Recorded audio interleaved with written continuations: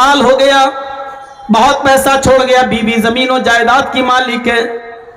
میاں بیوی دونوں حج کرنے جانا چاہتے تھے, ہسبینڈ وائف دونوں حج کرنے جانا چاہتے تھے. دونوں نے فارم بھر دیا ہے, سنو مسئلہ, دونوں نے فارم بھر دیا ہے, حج کی تاریخ بھی آ گئی ہے, لیکن حج کرنے سے پہلے, حج جانے سے پہلے ہسبینڈ کی ڈیتھ ہو گئی, ایکسپائر ہو گیا, انتقال کر گیا.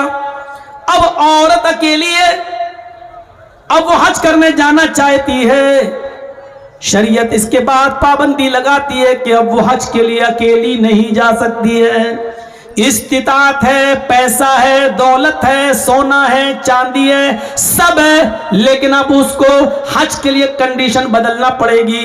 اب اس کو اپنے باپ کے ساتھ حج کرنے جانا پڑے گا. باپ نہیں ہے تو اپنے بھائی کے ساتھ حج کرنے جانا پڑے گا. بھائی نہیں ہے تو اپنے بیٹے کے ساتھ حج کرنے جانا پڑے گا.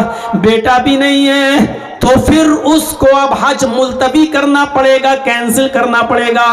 صاحب وہ تو استطاعت ہے, پیسے والی ہے, اس کے اوپر تو حج فرض ہے, لیکن اسلام یہ کہتا ہے جب اس کا شوہر انتقال کر گیا, اس کا باپ نہیں ہے, بیٹا نہیں ہے, بھائی نہیں ہے, تو اب اس عورت کو اکیلے حج کی اجازت نہیں ہے. اب وہ عورت ایک دینی کام کے لیے حج کے لیے اگر اکیلی نکل رہی ہے, خانہ کعبہ بھی پہنچ جاتی ہے, صفا مروہ کے چکر بھی لگا لیتی ہے, سارے ارکان بھی کر لیتی ہے, لیکن اکیلے جاتی ہے تو اللہ کی قسم اس کا حج نہیں ہے, اس کا حج نہیں ہے, اس کا حج نہیں ہے. وہ حج کا ایک ثواب اس کو نہیں ملے گا, بلکہ الٹا گناہ پڑے گا, الٹا اس کے اوپر عذاب پڑے گا. اس لیے عذاب پڑے گا کیونکہ اس عورت کے اوپر اب حج فرض نہیں تھا, اس لیے کہ اس کے اوپر سے حج کینسل کر دیا گیا, کیونکہ اس کو لے جانے والا کوئی محرم نہیں ہے. میری بہنوں, حج جیسے مقدس مقام پر عورت اکیلی نہیں جا سکتی ہے, جہاں کسی کی عزت نہیں لٹ سکتی ہے, جہاں سب لبیک لبیک کہتے ہو, ایسی مقدس جگہ پر بھی تم اکیلی نہیں جا سکتی ہو. حج ایسی عبادت کے لیے بھی تم اکیلی نہیں جا سکتی ہو. یہ تمہارے کلیجے کہ تم بازاروں میں اکیلی چلی جاتی ہو, تم کالجوں میں اسکولوں میں اکیلی چلی جاتی ہو, اپنے گھروں سے نکل کر تم اپنے میکے اکیلی چلی جاتی ہو. یہ کلیجہ ہے تمہارا. شریعت تو تمہیں گھر سے باہر نکلنے کے لیے بھی اکیلے اجازت نہیں دیتی ہے. اگر تمہیں گھر سے باہر بھی نکلنا پڑے تو اپنے شوہر کے ساتھ جاؤ, اگر شوہر نہ ہو تو اپنے بھائی کے ساتھ جاؤ, بھائی نہ ہو تو اپنے بیٹے کے ساتھ جاؤ. اکیلے شریعت عورت کو اکیلے گھر سے نکلنے کی اجازت نہیں دیتی ہے. فرمایا کہ لا یخلون رجل بامرأۃ, کوئی بھی مرد کسی عورت سے اکیلے میں تنہائی میں گفتگو نہ کرے, اکیلے میں نہ ملے, الا کان ثالثہما الشیطان, اس لیے کہ وہ دو نہیں ہوتے بلکہ ان میں تیسرا شیطان ہوتا ہے. یہ شریعت ایک متعین کر رہی ہے, راستہ بتا رہی ہے کہ کوئی مرد کسی عورت سے اکیلے نہ ملے. اللہ کے نبی اعتکاف میں بیٹھے ہوئے ہیں, اللہ کے نبی کی دو بیویاں نبی سے ملنے آتی ہیں. اللہ کے نبی صلی اللہ علیہ وسلم سے ملاقات کر کے جب وہ واپس جا رہی ہیں تو اللہ کے نبی ان کو مسجد کے دروازے تک چھوڑنے کے لیے آتے ہیں. سامنے سے دو انصاری گزر رہے ہیں, اللہ کے نبی نے ان دونوں انصاریوں کو بلایا, ادھر آؤ. وہ دونوں انصاری قریب آئے. اللہ کے نبی نے فرمایا, اے نوجوانوں, یہ دونوں میری بیوی ہیں, یہ دونوں میری وائفز ہیں, یہ دونوں میری بیویاں ہیں. ان نوجوانوں نے کہا, اللہ کے نبی آپ ہم سے یہ کیوں بتا رہے ہیں, آپ ہم سے ایسا کیوں کہہ رہے ہیں؟ کہا اس لیے کہہ رہا ہوں کہ شیطان ہر انسان کی رگوں میں خون میں دوڑتا ہے. ہو سکتا ہے کہ تمہارے دل میں شیطان یہ وسوسہ ڈال دے کہ محمد پتہ نہیں کن عورتوں سے باتیں کر رہا تھا, یہ دونوں عورتیں کون تھیں اور کیوں ملنے آئی تھیں. اس لیے میں تمہیں بتا رہا ہوں کہ میں کسی غیر عورت سے نہیں, اپنی پتنیوں سے, اپنی بیویوں سے بات کر رہا تھا. محمد رسول اللہ کو بھی اپنی صفائی دینا پڑی کہ دیکھو یہ میری بیویاں ہیں, جبکہ صحابہ کیسے شک کر سکتے تھے نبی کے اوپر, لیکن آپ نے کلیئر کر دیا میں کسی غیر کے ساتھ نہیں, اپنی بیویوں کے پاس تھا اور یہ بیویاں مجھ سے ملنے آئی تھیں. میرے بھائیوں, جب محمد رسول اللہ صلی اللہ علیہ وسلم اپنے آپ کو بچا سکتے ہیں تو پھر تم اپنی بائک پر اپنی سالی کو کیسے بٹھا سکتی ہو؟ میرے بھائیوں یقین مانیے, بیوی کی موجودگی میں بھی سالی آپ کی بائک پر نہیں بیٹھ سکتی ہے. اگر بیٹھتی ہے تو تو بہنوئی بھی گناہگار اور سالی بھی گناہگار. میاں اور بیوی ہسبینڈ اور وائف دونوں کھانا کھا رہے ہیں اور آپ کی سالی آتی ہے اور بہن کہہ رہی آؤ تم بھی بیٹھ جاؤ, تمہارے جیجا ہیں کوئی بات نہیں کھاؤ. بیوی کی موجودگی میں بھی سالی اپنی بہنوئی کے ساتھ اپنے جیجا کے ساتھ کھانا نہیں کھا سکتی ہے, اس کے سامنے چہرہ نہیں کھول سکتی ہے. جب شریعت سالی کو بیوی کی موجودگی میں بھی نہ شوہر کے ساتھ یعنی جیجا کے ساتھ نہ کھانا کھانے کی اجازت دے رہی ہے, جب کھانا کھانے کی اجازت نہیں دے رہی ہے تو بائک پر اسکول چھوڑنے کی اجازت کیسے دے سکتی ہے, بائک پر مارکیٹ گھمانے کی اجازت کیسے دے سکتی ہے. اور ایک جیجا کے لیے سالی کو بائک پہ بٹھا کر بازار سے شاپنگ کی اجازت کیسے دے سکتی ہے. الفاظ میرے کڑوے ہیں, سخت ہیں, لیکن بیماری بھی بڑی ہے, اس لیے میں نے محسوس کر لیا ہے کہ ہومیوپیتھک دوا سے فائدہ نہیں ہے, اب انجیکشن لگانا پڑ رہا ہے. یہ مرض اتنا بڑھ چکا ہے کہ مجھے انجیکشن کی ضرورت پڑ رہی ہے, اس لیے میں نے انجیکشن لگایا ہے. میں جانتا ہوں کہ یہ بات عورتوں کو بھی بری لگ رہی ہوگی, آپ کو بھی بری لگ رہی ہوگی, کیونکہ آپ نے ہی اپنی بیٹیوں کو اپنے دامادوں کے ساتھ بھیجا ہے. آپ کو بھی بری لگ رہی ہے اور ان سالیوں کو بھی بری لگ رہی ہوگی جو اپنے بہنوئیوں کی اور اپنے جیجا کے موٹر سائیکلوں پہ بیٹھ کے گھومی ہیں. حقیقت میں بری لگ رہی ہوگی, لیکن برا لگنے ہی کے لیے تمہیں بول رہا ہوں تاکہ تمہارے اندر اس کا احساس ہو, جاگے اور پتہ چلے کہ کتنا گھناؤنا اور کتنا بڑا جرم تم کر رہی ہو, یہ اسلام کی نظر میں کتنا بڑا گناہ ہے, اس کا احساس تمہارے اندر ہو. اگر تمہیں برا نہ لگے, اگر برا لگ رہا ہے تو جرجیز کامیاب ہے. اگر تمہارے دل کو چبھ رہی ہے میری باتیں تو اللہ کی قسم میں پاس ہو گیا.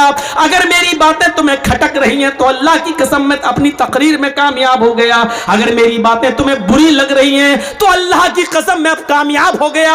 لیکن ہماری باتیں اگر تمہیں بری نہیں لگ رہی ہیں اور تم نے سوچا ہے کہ ہم سن لیں گے, عمل تو کرنا ہی نہیں ہے, مزے لینے کے لیے آئی ہو, تو معاف کیجئے کہ یہ جلسہ بیکار ہے, میری تقریر بیکار ہے, آپ کا یہاں بیٹھنا بیکار ہے, کیونکہ پوری رات آپ آنکھیں پھوڑ رہے ہیں. ثواب آپ کو ایک نیکی کا نہیں ملے گا, رتی برابر نہیں ملے گا, کیونکہ ثواب نیت کے اوپر ملتا ہے. ہماری نیت جب سدھرنے کی نہیں ہے تو ہمیں ثواب کیوں ملے گا؟ میرے پیارے ساتھیوں, یہ احساس ہمیں اپنے اندر پیدا کرنا ہوگا, کرنا ہوگا, کرنا ہوگا. یا تو سالیاں ہی سب سے زیادہ مذاق کرتی ہیں جیجا سے, بیوی اتنا کھل کے نہیں بولتی جتنا سالی. یہ جو کیسی لگی میری بہن,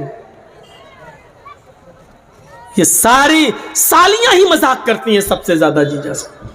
ہاں, جس طریقے سے سالی بہنوئی کے ساتھ کھانا نہیں کھا سکتی ہے بہن کی موجودگی میں, اسی طریقے سے آپ کا چھوٹا بھائی بھی آپ کے دسترخوان پر آپ کی موجودگی میں بھابھی کے ساتھ کھانا نہیں کھا سکتا.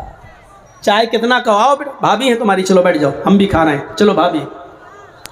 ادھر سالیاں جیجا سے مذاق کر رہی ہیں سب سے زیادہ, اور ادھر بھابیاں دیور سے مذاق کر رہی ہیں سب سے زیادہ.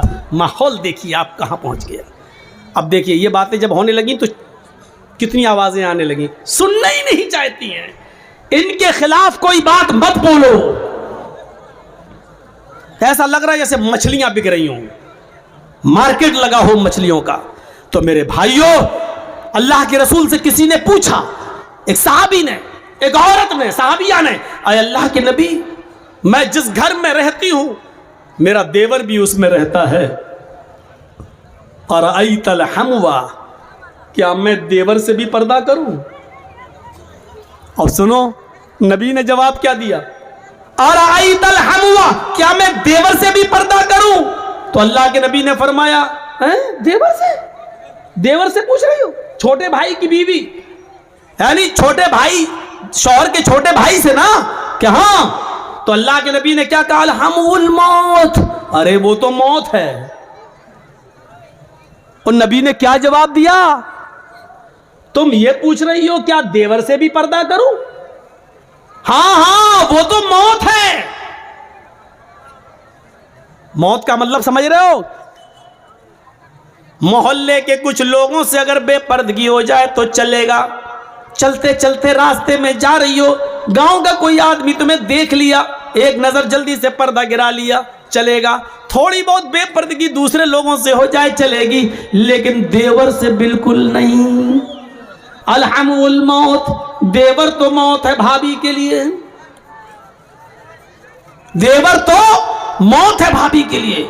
یہ حدیث جب میں پڑھتا تھا تو بہت سے لوگ کہتے تھے مولانا آج کل جوائنٹ فیملی ہے, لوگ ایسے رہتے ویسے رہتے, کیسے ہو پائے گا؟ لیکن اس کا نقصان میں نے اس وقت دیکھا جب ایک بار میں سعودی کے سفر پر گیا تھا, اور وہاں یہ حادثہ جب مجھے لوگوں نے بتایا تو بڑا عجیب لگا کہ اللہ کے رسول نے جو دیور بھابھی کا پردہ بتایا وہ کتنا سٹیک اور کتنا صحیح ہے. پاس وراثت ہے تو باپ بیٹے کی وراثت میں سے بھی ماں کو حصہ ملے گا, شوہر کی وراثت میں سے بھی بیوی کو حصہ ملے گا, باپ کی وراثت میں سے بیٹی کو حصہ ملے گا.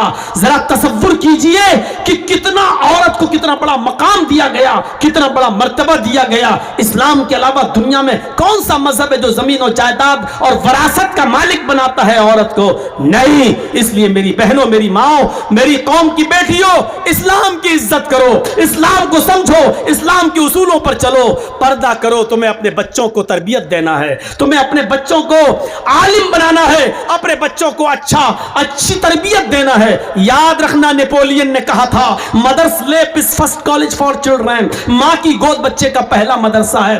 اگر بچہ اپنی ماں کی گود سے اچھی تعلیم, اچھی تربیت حاصل نہ کر سکا تو کوئی یونیورسٹی اس کو اچھی تربیت نہیں دے سکتی ہے. آپ دیکھ لیجئے, آپ کے مالدہ میں کالج ہوں گے, ہریش چندر پور میں بھی کوئی نہ کوئی بڑا اسکول ہوگا, مالدہ میں تو میڈیکل کالج بھی ہوگا, کلکتہ میں کالج. کتنے لوگ ان یونیورسٹیوں سے اور کالجوں سے پڑھ کے نکلتے ہیں, بی اے کر کے, ایم اے کر کے, بی کام کر کے, ایم کام کر کے, بی ایس سی کر کے, ایم ایس سی کر کے, پی ایچ ڈی کر کے, ایم بی بی ایس کر کے, ایم ڈی کر کے, ایم ایس کر کے. لیکن اتنے پڑھنے لکھنے کے باوجود بھی آپ نے دیکھا ہوگا کہ آپ چلے جائیے سڑک کے کنارے پینٹ کی چین کھول کر کھڑے ہو کر پیشاب کر رہا ہوگا. ایک کتا بھی جب پیشاب کرتا ہے تو ایک ٹانگ اٹھا لیتا ہے تاکہ چھینٹے نہ آئیں. یہ کالج سے پڑھ کر آنے والا, اسکول اور یونیورسٹی سے پڑھ کر آنے والا, دونوں پیر زمین پر رکھ کر پیشاب کرتا ہے اور دھار کے چھینٹے اس کے کپڑوں پہ آتے ہیں.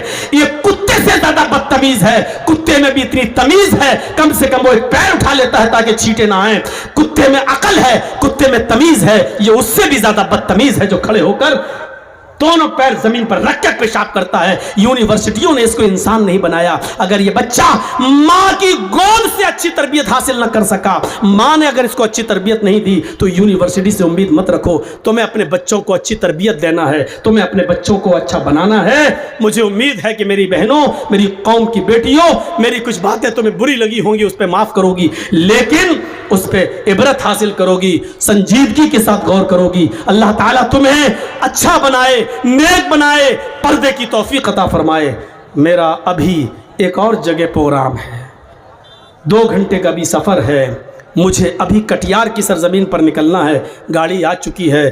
وہاں لوگ ایک دم مرڈر کرنے کے لیے تیار ہیں. جس نے جلسے کا ڈیٹ رکھ دیا ہے اس کو مارنے کے لیے تیار ہیں کہ اگر مولانا جرجیس نہیں آئے تو ہم قتل کر دیں گے تیرا. باندھ کے رکھ لیا ہے اس کو. اس لیے مجھے جانا ہے میرے بھائیوں, چہرہ دکھانا ہے. غلطی اب ہو گئی کسی سے, لیکن ہم چاہتے ہیں کہ ادھر بھی جا کے کچھ عزت رکھ لیں اور جلسے کو بچا لیں. میرے بھائیوں 12:50 ہو بھی گئے ہیں.